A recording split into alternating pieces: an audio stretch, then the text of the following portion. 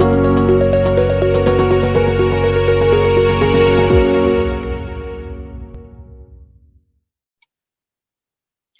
does SNGS compare with other claims databases?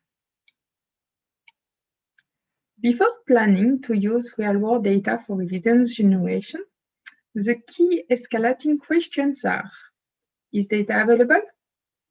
Is the available data easily accessible or is access restricted in some way? Is the available and accessible data appropriate for my research needs?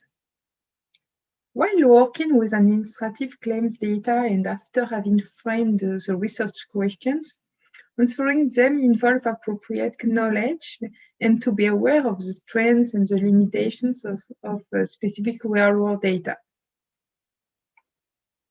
Basically, key challenges fall into the following topics: representativeness and generalizability. Populations covered may bring inherent biases, for example, insured versus uninsured, healthy worker effect, types of insurance companies providing data, geographic coverage, etc. Coverage may also vary from primary care only, hospital care only, sometimes only part of the records of or a specific sickness funds only. Demographics are not always available. The same applies for some clinical outcomes. Coding issues are a well-known limitation of such real-world databases. Reimbursed claims may not be the actual health resource use. There can be incomplete data on mortality. Longitudinality can be limited. A patient moving from an insurance plan to another will be lost to follow-up. In terms of linking data from claims to other data, probabilistic linkage may not be as accurate, and there can be issues accessing the data. Some of these challenges mentioned can be addressed with SNGS, in particular in terms of representativeness and generalizability. Indeed, with a coverage of more than 65 million people, accounting for more than 99% of the French population, representativeness is nearly total. Primary care, hospital data, and mortality data are linked, which allows to track all relevant records for a patient. There is still no data on race, smoking status in SNGS, but algorithms can be developed for some variables. We can rely on direct prescriptions, diagnosis codes for comorbidities, etc.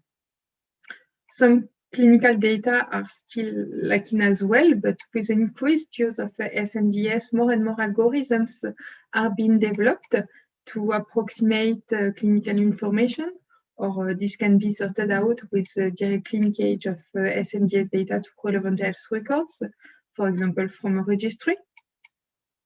Coding issues are inherent to health databases, so there are still potential coding issues with SNGS, but as a national database, there is some uniformity, so coding issues may not be as critical as with other databases. Due to the coverage and universality of the French system, reimbursed claims are actual HR use.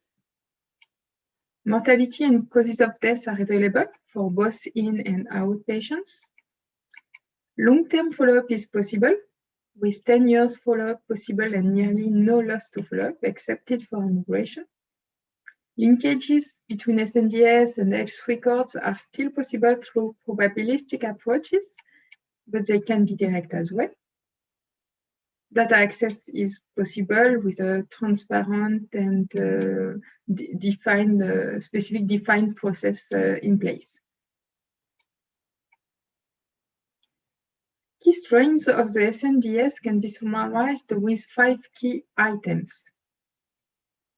As just mentioned, data linkage can be direct to other health records, such as registries, biobanks. Representation is nearly total. with a database covering nearly the entire French population instead of a subset. Follow-up time can be up to 10 years. People are not changing their health plans and the turnover is negligible. This may not be the case for other databases such as the US CLEF. Data access is through well-established procedures and can be granted to both public and private entities with the involvement of authorized third parties. The size of the database allows to conduct studies on very specific populations, such as those suffering from rare diseases.